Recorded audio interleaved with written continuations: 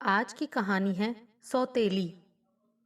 जब से जानकी बुआ ने शेफाली को ये बतलाया कि उसकी गैर मौजूदगी में उसके पापा ने दूसरी शादी की है, तब से उसका मन ये सोचकर बेचैन हो रहा था कि जब वो घर वापस जाएगी तो वहाँ एक ऐसी अजनबी औरत को देखेगी जो उसकी माँ की जगह ले चुकी होगी और जिसे उसको मम्मी कहकर बुलाना होगा।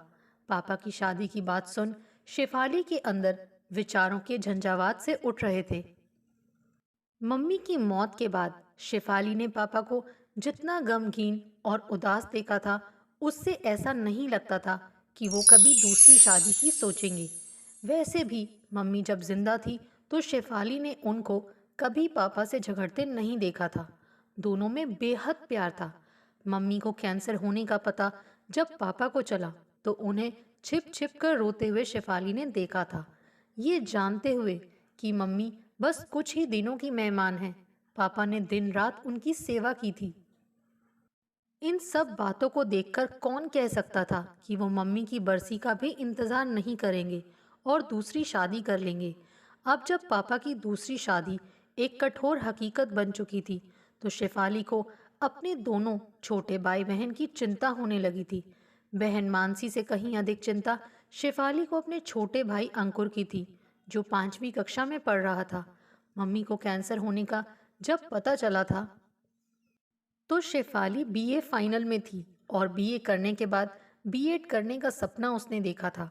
लेकिन मम्मी की असमय मृत्यु से शेफाली का वो सपना एक तरह से बिखर गया था। शेफाली बड़ी थी, इसीलिए मम्मी की मौत के बाद उसको लगा था कि छोटे भाई बहन के साथ पापा की देखभाल की जिम्मेदारी भी उसके कंधों पर आ गई थी और उसने भी अपने दिलो दिमाग से इस जिम्मेदारी को निभाने के लिए खुद को तैयार कर लिया था। मगर शेफाली को हैरानी उस समय हुई जब मम्मी की मौत के 3-4 महीने बाद ही पापा ने उसको खुद ही बीएड करने के लिए कह दिया। शेफाली ने तब ये कहा था कि अगर वह भी पढ़ाई में लग गई तो घर को कौन देखेगा। तो पापा ने कहा, घर की चिंता तुम मत करो, ये देखना मेरा काम है। तुम अपने भविष्य की सोचो और अपनी आगे की पढ़ाई शुरू कर दो। मगर यहाँ बीएड के लिए सीट का मिलना मुश्किल है पापा। तो क्या हुआ? तुम्हारी जानकी बुआ जम्मू में है। सुनने में आता है कि वहाँ आसानी से सीट मिल जाती है। मैं जानकी से फोन पर इस बारे में बात करूंगा, वह इसके लिए सारा प्रबंध कर देगी, पापा ने शेफाली से कहा था। शेफाली तब असमंजस में पापा का मुख ताकती रह गई थी, क्योंकि ऐसा करना ना तो घर को हालात देखते हुए सही था और ना ही दुनियादारी के लिहाज से। लेकिन पापा तो उसको जानकी बुआ के पास भेजने का मन बना ही चुके थे। शेफाली की दलीलों और ना नुकर से पापा का इरादा बदला नहीं था और हमेशा दूसरों के घर की हर बात पर टीका टिप्पणी करने वाली जानकी बुआ को भी पापा के फैसले पर कोई एतराज नहीं हुआ। होता भी क्यों, शायद पापा जो भी कर रहे थे जानकी बुआ के इशारे पर ही तो कर रहे थे। उसे लगा सब कुछ पहले से ही तय था। बीएड की पढ़ाई तो जैसे उसको घर से निकालने का बहाना भर था। अब सारी तस्वीर शेफाली के सामने बिल्कुल साफ हो चुकी थी। शायद मम्मी की मौत के तुरंत बाद ही गुपचुप तरीके से पापा की दूसरी शादी की कोशिशों का सिलसिला शुरू हो गया था। शेफाली को पक्का यकीन था कि इसमें जानकी बुआ ने अहम भूमिका निभाई होगी। मम्मी की मौत पर जानकी बुआ की आंखें सूखी ही रही थी, फिर भी छाती पीट पीट कर विलाप करने का दिखावा करने के मामले में बुआ सबसे आगे थी। एक तो वैसे भी जानकी बुआ का रिश्ता दिखावे का था, दूसरे मम्मी से बुआ की कभी बनी नहीं थी। उनके रिश्ते में खटास रही थी। इस खटास की वजह अतीत की कोई घटना हो सकती थी। इस बारे में शेफाली को कोई जानकारी नहीं थी।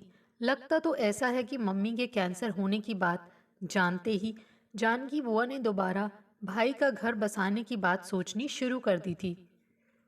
तभी तो जब तब इशारों ही इशारों में बुआ अपने अंदर की इच्छा ये कहकर जाहिर कर देती कि औरत के बगैर घर कोई घर नहीं होता।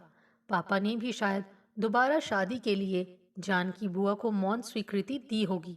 तभी तो योजनाबद्ध तरीके से सारी बात महीनों में ही सिरे चढ़ गई थी। चूंकि मैं बड़ी व समझदार हो गई थी, मुझसे बगावत का खतरा था। इसीलिए मुझे बीएड की पढ़ाई के बहाने बड़ी खूबसूरती से घर से बाहर निकाल दिया गया था। पापा की दूसरी शादी करवाकर वापस आने के बाद जान की बुआ शिफाली के साथ ठीक से आंखें नहीं मिला पा रही थी और तरह तरह से सफाई देने की कोशिश कर रही थी। किंतु अब शिफाली को बुआ की हर बात में केवल झूठ और मक्कारी नजर आने लगी थी। इसीलिए उसके मन में बुआ के प्रति नफरत की एक भावना बन गई थी। फूफा शायद शिफाली के दिल का हाल को बुआ से ज्यादा बेहतर समझते थे। इसीलिए उन्होंने नपे तुले शब्दों में उसको समझाने की कोशिश की थी। मैं तुम्हारे दिल की हालत को समझता हूँ बेटी, मगर जो भी हकीकत है अब तुम्हें उसको स्वीकार करना ही होगा। नए रिश्तों से जुड़ना बड़ा मुश्किल होता है, लेकिन उससे भी मुश्किल होता है पहले वाले रिश्तों को तोड़ना। इस सच को भी तुम्हें समझना होगा। घर जाने के बारे में शिफाली जब भी सोचती नर्वस हो जाती। उसके हाथ पांव शिथिल पड़ने लगते। कैसा अजीब लगेगा जब वह मम्मी की जगह एक अजनबी और अनजान औरत को देखेगी। वह औरत कैसी और किस उम्र की थी शिफाली नहीं जानती, मगर वो उसकी सौतेली माँ बन चुकी थी। ये एक हकीकत थी। सौतेली माँ का अर्थ शिफाली अच्छी तरह से जानती थी और ऐसी माँओं के बारे में बहुत सी बातें उसने सुन भी रखी थी। अपने से ज़्यादा उसे छोटे भाई बहन की चिंता थी। वो नहीं जानती थी कि सौतेली माँ उनके साथ कैसा व्यवहार कर रही होंगी। जान की बुआ शिफाली से कह रही थी कि वह एक बार घर हो आए और अपनी नई मम्मी को देख ले, लेकिन शिफाली ने बुआ की बात पर अधिक ध्यान नहीं दिया, क्योंकि अब उनकी अच्छी बात भी उसे जहर लगती थी। इस बीच पापा का 2-3 बार फोन भी आया था, पर शिफाली ने उनसे बात करने से मना कर दिया था। जान की बुआ ने शिफाली पर घर जाने और पापा से फोन पर बात करने का दबाव बनाने की कोशिश की, तो उसने बुआ को सीधी धमकी दे डाली। बुआ, अगर आप किसी बात के लिए मुझे ज़्यादा परेशान करोगी तो सच कहती हूँ, मैं इस घर को भी छोड़कर कहीं चली जाऊंगी और फिर कभी किसी को नज़र नहीं आऊंगी। शेफाली की इस धमकी से बुआ थोड़ा डर गई थी। इसके बाद उन्होंने शेफाली पर किसी बात के लिए जोर देना ही बंद कर दिया था। शेफाली को ये भी पता था कि वो हमेशा के लिए बुआ के घर में नहीं रह सकती थी। 5-6 महीने के बाद जब उसकी बीएड की पढ़ाई खत्म हो जाएगी, तो उसके पास बुआ के यहाँ रहने का कोई बहाना नहीं रहेगा। तब क्या होगा, आने वाले कल के बारे में जितना सोचती उतनी ही अनिश्चितता के धुंधलके में घिर जाती। बगावत पर आमदा शेफाली का मन उसके काबू में नहीं रहा था। फूफा से शेफाली कम ही बात करती थी। बुआ से तो उसका 36 का आंकड़ा था। लेकिन उस घर में शेफाली जिससे अपने सुख दुख की बात करती थी, वो थी रंजना, जानकी बुआ की बेटी। रंजना लगभग उसकी हम उम्र थी और एमए कर रही थी। रंजना उसके दिल का हाल समझती थी और मानती थी कि उसके पापा ने उसकी गैर मौजूदगी में शादी करके गलत किया था। इसके साथ वे शिफाली को हालात के साथ समझौता करने की सलाह भी देती थी। सौतेली माँ के लिए शिफाली की नफरत को भी रंजना ठीक नहीं समझती थी। वो कहती थी, बहन, तुमने अभी उसको देखा नहीं, जाना नहीं, फिर उससे इतनी नफरत क्यों? अगर किसी औरत ने तुम्हारी माँ की जगह ले ली है, तो इसमें उसका क्या कसूर है? कसूर तो उसको उस जगह पर बिठाने वाले का है। ऐसा कहकर रंजना एक तरह से सीधे शेफाली के पापा को कसूरवार ठहराती थी। कसूर किसी का भी हो, पर शेफाली किसी भी तरह ना तो किसी अनजान औरत को माँ के रूप में स्वीकार करने को तैयार थी और ना ही पापा को माफ करने के लिए। वह तो यहाँ तक सोचने लगी थी कि पढ़ाई पूरी होने पर उसको जानकी बुआ का घर भले ही छोड़ना पड़े, लेकिन वो अपने घर नहीं जाएगी। नौकरी करके अपने पैरों पर खड़ी होगी और अकेली किसी दूसरी जगह रह लेगी। 2 बार मना करने के बाद पापा ने फिर शेफाली से फ़ोन पर बात करने की कोशिश नहीं की थी। हालांकि जानकी बुआ से पापा की बात होती रहती थी। मानसी और अंकुर से शेफाली ने फ़ोन पर ज़रूर 2-3 बार बात की थी, लेकिन जब भी मानसी ने उससे नई मम्मी के बारे में चर्चा करने की कोशिश की, तो शेफाली ने उसको टोक दिया था। मुझसे इस बारे में बात मत करो, बस तुम अपना और अंकुर का ख्याल रखना। इतना कहते कहते शेफाली की आवाज़ भीग जाती थी। अपना घर, अपने लोग एक दिन ऐसे बेगाने बन जाएंगे, शेफाली ने कभी सोचा नहीं था। पहले तो शेफाली सोचती थी कि शायद पापा खुद उसको मनाने जानकी बुआ के यहाँ आएंगे, पर एक एक कर कई दिन बीत जाने के बाद शेफाली के अंदर की ये आशा धूमिल पड़ गई। इससे शेफाली ने ये अनुमान लगाया कि उसकी मम्मी की जगह लेने वाली औरत, सौतेली माँ ने पापा को पूरी तरह से अपने वश में कर लिया है। इस सोच में उसके अंदर की नफरत को और गहरा कर दिया। अचानक एक दिन बुआ ने नौकरानी से कहकर ड्राइंग रूम के पिछले वाले हिस्से में खाली पड़े कमरे की सफाई करवाकर उस पर कीमती और नई चादर बिछवा दी, तो शेफाली को लगा कि बुआ के घर कोई मेहमान आने वाला है। शेफाली ने इस बारे में रंजना से पूछा तो वह बोली, मम्मी की एक पुरानी सहेली की लड़की कुछ दिनों के लिए इस शहर में घूमने आ रही है। वो हमारे घर में ही ठहरेगी। क्या तुमने उसको पहले देखा है? शेफाली ने पूछा। नहीं, रंजना का जवाब था। शेफाली को घर में आने वाले मेहमान में कोई दिलचस्पी नहीं थी और ना ही उससे कुछ लेना देना ही था। फिर भी वो जिन हालात में बुआ के यहाँ रह रही थी, उसके मद्देनज़र किसी अजनबी के आने के ख्याल से उसको बेचैनी महसूस हो रही थी। वह ना तो किसी सवाल का सामना करना चाहती थी और ना ही सवालिया नज़रों का। जानकी बुआ की मेहमान जब आई तो शेफाली उसे देखकर ठगी सी रह गई। चेहरा दमदमाता हुआ, सौम्य, शांत और ऐसा मोहक कि नज़र हटाने का दिल न करे। होठों पर ऐसी मुस्कान जो बरबस अपनी तरफ सामने वाले को खींचे। आंखें झील की मानिंद गहरी और खामोश। उम्र का ठीक से अनुमान लगाना मुश्किल था, फिर भी 30 और 35 के बीच की रही होगी। देखने से शादीशुदा लगती थी, मगर अकेली आई थी। जानकी बुआ ने अपनी सहेली की बेटी को वंदना कहकर बुलाया था, इसीलिए उसके नाम को जानने के लिए किसी को कोई कोशिश नहीं करनी पड़ी थी। मेहमान को घर के लोगों से मिलवाने की औपचारिकता पूरी करते हुए जानकी बुआ ने अपनी भतीजी के रूप में शेफाली का परिचय वंदना से करवाया था, तो उसने एक मधुर मुस्कान लिए बड़ी गहरी नज़रों से उसको देखा था। वह नज़रें बड़े गहरे तक शेफाली के अंदर उतर गई थी। शेफाली समझ नहीं सकी कि उसके अंदर गहरे में उतर जाने वाली नजरों में कुछ अलग क्या था। तुम सचमुच एक बहुत ही प्यारी लड़की हो। हाथ से शेफाली के गाल को हल्के से थपथपाते हुए वंदना ने कहा था। उसके व्यवहार में अपनत्व और स्पर्श की कोमलता ने शेफाली को रोमांच से भर दिया था। शेफाली तब कुछ नहीं बोल सकी थी। जानकी बुआ वंदना की जिस प्रकार से आवभगत कर रही थी, वह भी कोई कम हैरानी की बात नहीं थी।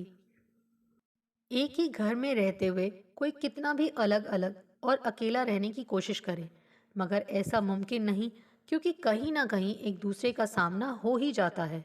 शेफाली और वंदना के मामले में भी ऐसा ही हुआ। दोनों अकेले में कई बार आमने सामने पड़ जाती थी।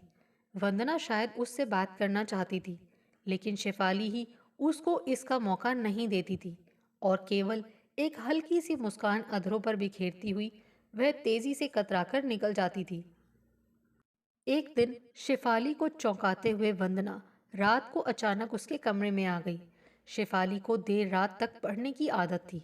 वंदना को अपने कमरे में देख चौंकी थी शेफाली। आप, उसके मुख से निकला था। बाथरूम जाने के लिए उठी थी, तुम्हारे कमरे की बत्ती को जलते देखा तो इधर आ गई। मेरे इस तरह आने से तुम डिस्टर्ब तो नहीं हुई? जी नहीं, ऐसी कोई बात नहीं, शेफाली ने कहा।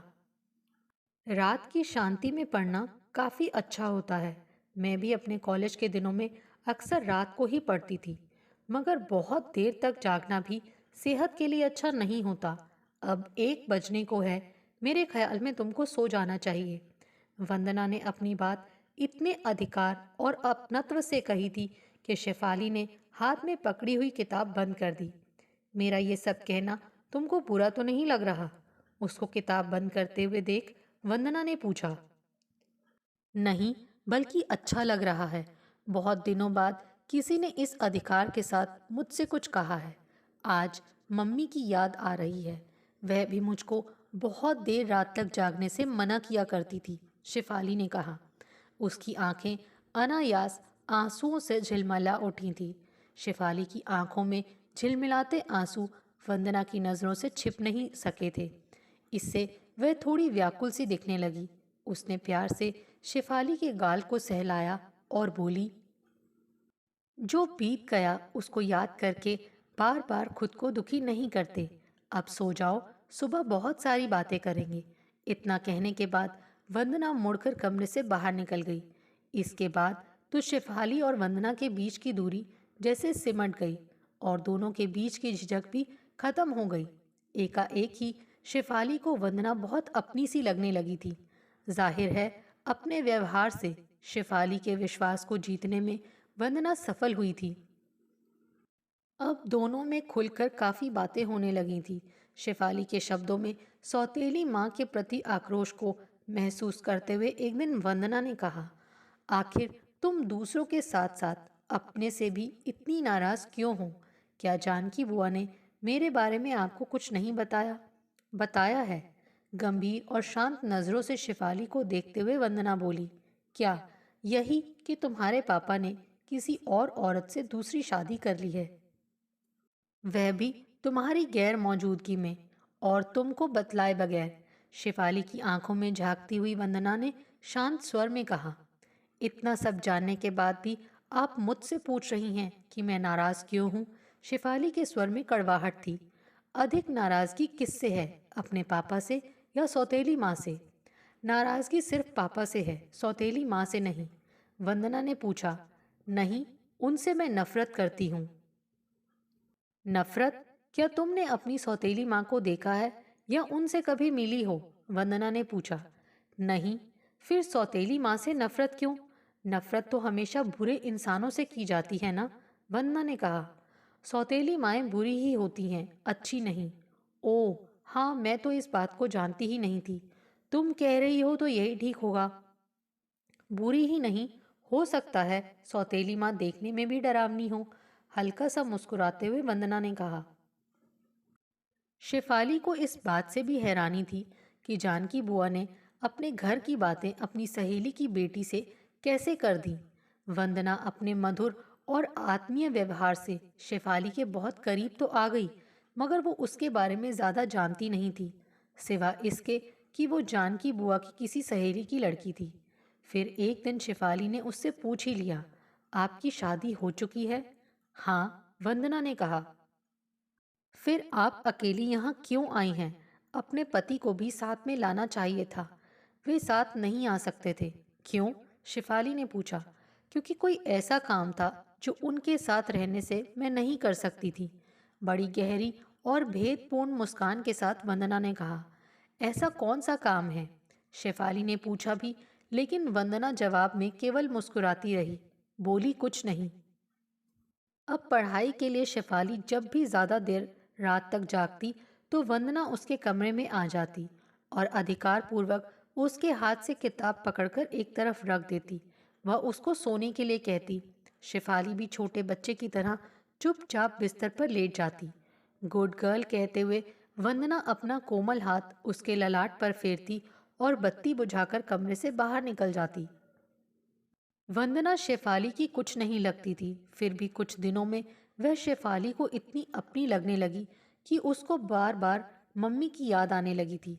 ऐसा क्यों हो रहा था वो स्वयं नहीं जानती थी। एक दिन रंजना ने शेफाली को बताया कि वंदना अगले दिन सुबह की ट्रेन से वापस अपने घर जा रही हैं, तो उसको एक धक्का सा लगा था। आपने मुझको बतलाया नहीं कि आप कल जा रही हैं। मिलने पर शेफाली ने वंदना से पूछा। मेहमान कहीं हमेशा नहीं रह सकते, उनको एक ना एक दिन अपने घर जाना ही पड़ता है। शेफाली का मुखड़ा उदासी की बदलियों में घिर गया। आप जिस काम से आई थी, क्या वह पूरा हो गया? शेफाली ने पूछा तो उसकी आवाज में उदासी थी। ठीक से बता नहीं सकती, वैसे मैंने कोशिश की है। नतीजा क्या निकलेगा मुझको मालूम नहीं, वंदना ने कहा। आप कितनी अच्छी हैं, मैं आपको भूल नहीं सकूंगी। वंदना के हाथों को अपने हाथ में लेते शेफाली ने उदास स्वर में कहा। शायद मैं भी नहीं, वंदना ने जवाब में कहा। क्या हम दोबारा कभी मिलेंगे? शेफाली ने पूछा। भविष्य के बारे में कुछ बतलाना मुश्किल है, और दुनिया में संयोगों की कमी भी नहीं है, शेफाली के हाथों को दबाते हुए वंदना ने कहा।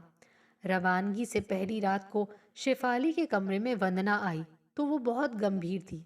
उसकी तरफ देखकर वंदना बोली, जाने से पहले मैं तुमको कुछ समझाना चाहूंगी। मेरी बात पर अमल करना, ना करना तुम्हारी मर्जी होगी। जीवन के सच से मुंह मोड़ना और हालात का सामना करने के बजाय उससे दूर भागना समझदारी नहीं। जिसको तुमने देखा नहीं, जाना नहीं, उसके लिए नफरत क्यों? नफरत इसीलिए क्योंकि उसके साथ सौतेली शब्द जुड़ा है। प्यार और नफरत करने का तुमको हक है, किंतु तब तक नहीं जब तक तुम किसी को देख या जान न लो। अगर तुम्हारे पापा ने किसी दूसरी औरत से शादी करके तुम्हारा दिल दुखाया है, तो इसका मतलब ये नहीं कि तुम अपने घर पर अपना हक छोड़ दो। तुमको परीक्षाएं देने के बाद अपने घर वापस जाना ही है, ये पक्का इरादा कर लो। अपनों पर नाराज हुआ जाता है, उनको छोड़ा नहीं जाता। रही बात तुम्हारे पापा के साथ शादी करने वाली दूसरी औरत, मेरा मतलब तुम्हारी सौतेली माँ से है। एक बार उसको भी देख लेना। अगर वह सचमुच तुम्हारी सोच के मुताबिक बुरी हो तो उसको घर के बाहर का रास्ता दिखलाने का इंतजाम कर देना। इसके लिए तुमको अपने पापा से भी झगड़ना पड़े तो कोई हर्ज नहीं। जब वंदना अपनी बात कह रही थी तो शेफाली हैरानी से उसके चेहरे को देख रही थी। वंदना की बातों से उसको एक बल मिल रहा था। शेफाली को लग रहा था वंदना ठीक कह रही है, वो अपना घर क्यों छोड़े। उसको हालात का सामना करना चाहिए था। फिर उस औरत से नफरत कैसी, जिसे अभी उसने देखा भी नहीं था। अगले दिन सुबह वंदना चली गई। कुछ भी नहीं होते हुए वंदना कुछ दिनों में ही अपनेपन का जो कोमल स्पर्श शेफाली को करवा गई थी, उसको भूलना मुश्किल था। यही नहीं, वह शेफाली की दिशाहीन जिंदगी को एक दिशा भी दे गई थी। परीक्षाओं के शुरू होते ही शेफाली ने जानकी बुआ से घर जाने की बात कह दी और थोड़ा थोड़ा करके अपना सामान पैक करना शुरू कर दिया। परीक्षाएं खत्म होते ही शेफाली अपने घर को रवाना हुई तो जानकी बुआ खुद उसको अमृतसर जाने वाली बस में बैठाने के लिए बस अड्डे पर आई थी। बस जब चल पड़ी तो शेफाली के मन में कई सवाल बुलबुले बनकर उभरने लगे कि पापा उसका सामना कैसे करेंगे, उसका सौतेली माँ से सामना कैसे होगा, वो कैसा व्यवहार करेंगी। शेफाली जानती थी कि उसको बस में बैठाने के बाद बुआ ने फ़ोन पर इसकी सूचना पापा को दे दी होगी। शायद घर में उसके आने का इंतज़ार में होंगे सभी। सामान का बैग हाथ में लिए घर के दरवाजे के अंदर दाखिल होते एक बार तो शेफाली को ऐसा लगा था कि किसी बेगानी जगह पर आ गई है। पापा उसके इंतज़ार में ड्राइंग रूम में ही बैठे थे। उनके साथ मानसी और अंकुर भी थे, जो कि दौड़कर उससे लिपट गए। उनको प्यार करते हुए शेफाली की नज़रें पापा से मिली। चाहकर भी शेफाली मुस्कुरा नहीं सकी।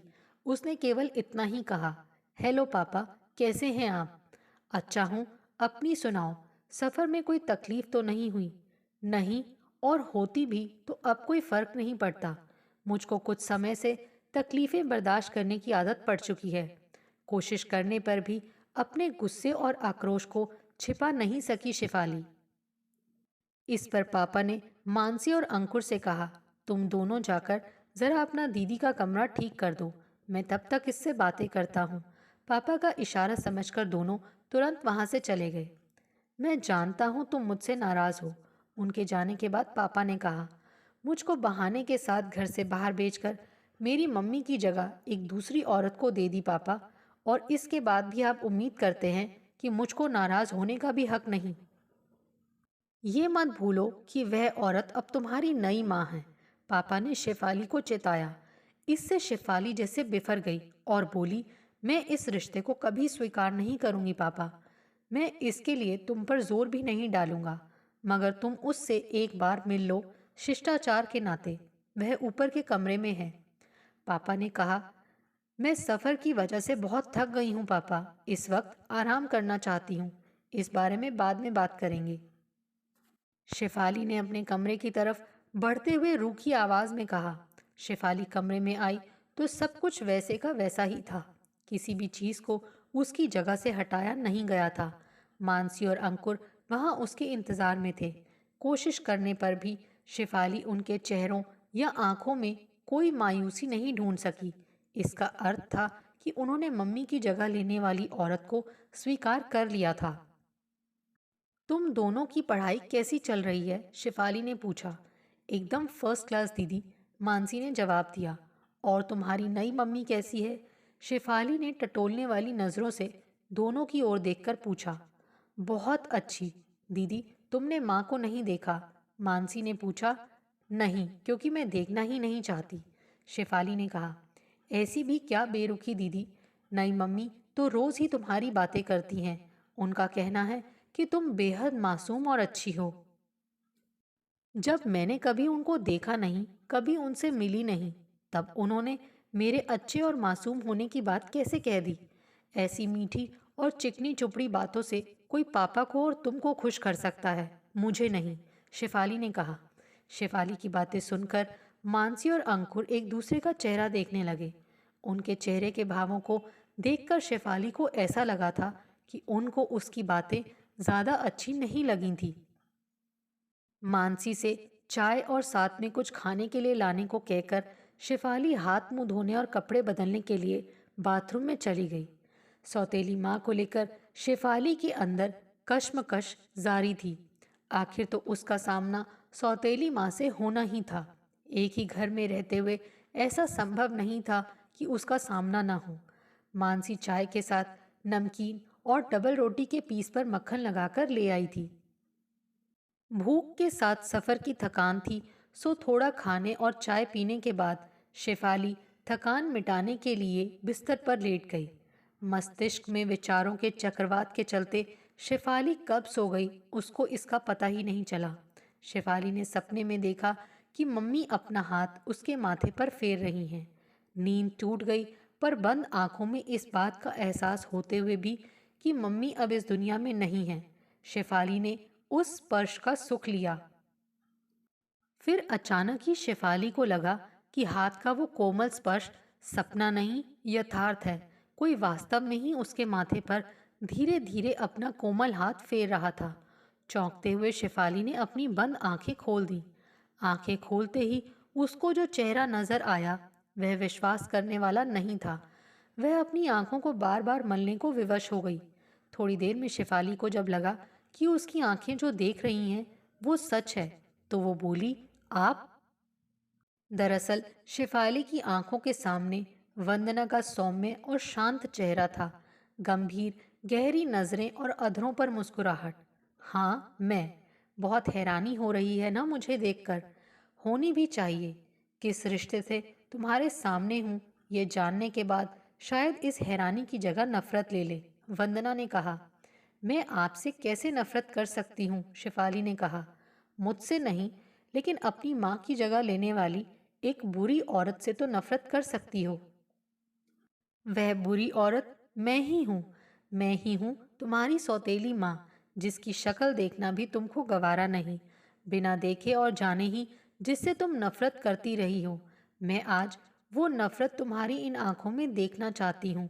हम जब पहले मिले थे उस समय तुमको मेरे साथ अपने रिश्ते की जानकारी नहीं थी, पर मैं सब जानती थी।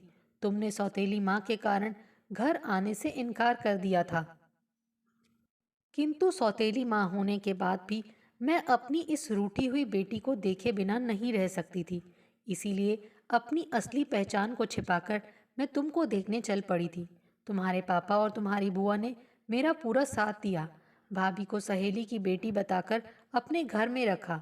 मैं अपनी बेटी के साथ रही, उसको ये बतलाए बगैर कि मैं उसकी सौतेली माँ हूँ, वह माँ जिससे वो नफरत करती है। याद है, तुमने मुझसे कहा था कि मैं बहुत अच्छी हूँ। तब तुम्हारी नज़र में हमारा कोई रिश्ता नहीं था। रिश्ते तो प्यार के होते हैं, वह सगे और सौतेले कैसे हो सकते हैं? फिर भी इस हकीकत को झुटलाया नहीं जा सकता कि मैं माँ ज़रूर हूँ, लेकिन सौतेली हूँ। तुमको मुझसे नफरत करने का हक है। सौतेली माएँ होती ही हैं नफरत और बदनामी झेलने के लिए। वंदना की आवाज़ में उसके दिल का दर्द था। नहीं, सौतेली आप नहीं, सौतेली तो मैं हूँ, जिसने आपको जाने बिना ही आपको बुरा समझा, आपसे नफरत की। मुझको अपने आप पर शर्म आ रही है। क्या आप अपनी इस नादान बेटी को माफ नहीं करेंगी? आंखों में आंसू ले वंदना की तरफ देखती हुई शिफाली ने कहा। धत पगली कहीं की, वंदना ने झिड़कने वाले अंदाज से कहा और शिफाली का सिर अपनी छाती से लगा लिया। प्रेम के स्पर्श में सौतेलापन नहीं होता, ये शेफाली को अब महसूस हो रहा था। कोई भी रिश्ता हमेशा बुरा नहीं होता। बुरी होती है किसी रिश्ते को लेकर बनी परंपरागत भ्रांतियाँ। दोस्तों, आपको हमारी ये कहानी कैसे लगी? आप कमेंट करके हमें ज़रूर बताइए। और जिन्होंने अभी तक हमारे चैनल को सब्सक्राइब नहीं किया है, प्लीज़ ज़रूर सब्सक्राइब कीजिए। Thanks for watching this video.